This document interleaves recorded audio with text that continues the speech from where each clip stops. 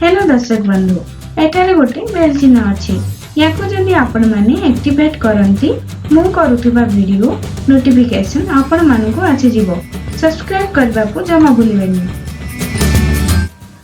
नमस्कार मु पिंकी आपण मानकु स्वागत करछु मोर YouTube चैनल पिंकीस किचन को। आज हम शिखिबा भेंडी मसला तरकारी।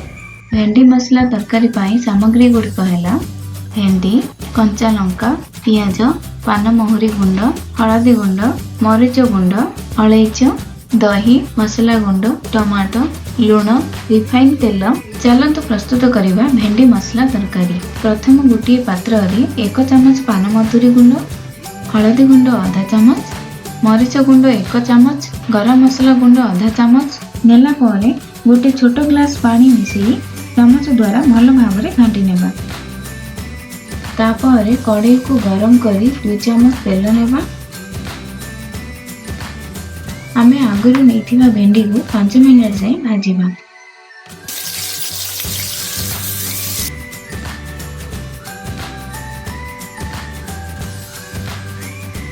भेंडी भाजी हो सारानी एथरा आमे अन्य एक पात्र को काढी नेबा। पुणी 2 चमच तेल सेही कड़ाई रे नेबा।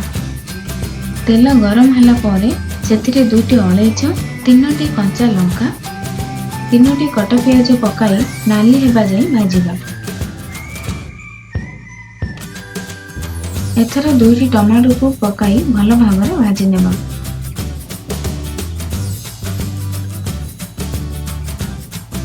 टमाटो सिझी सारानी एथर रखिथिबा मसला पानी को पकाई घांटी देबा।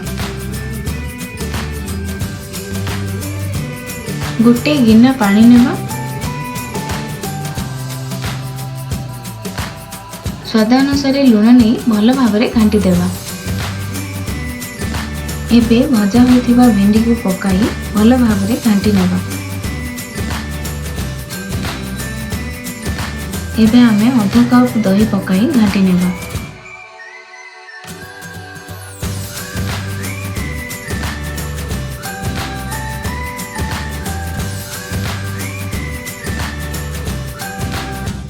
एबे घोड़ानी घोड़ाई 5 मिनिट पर्यंत स्लो जाल रे रखिबा।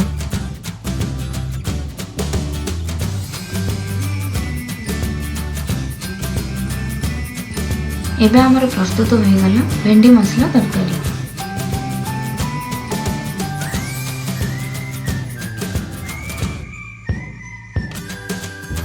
जदि आपण मानकु मोर भेंडी मसला तरकारी भल लागिछि ताहाले लाइक करंतु शेयर करंतु सब्सक्राइब करने को जमार भूलंतु नहीं। धन्यवाद।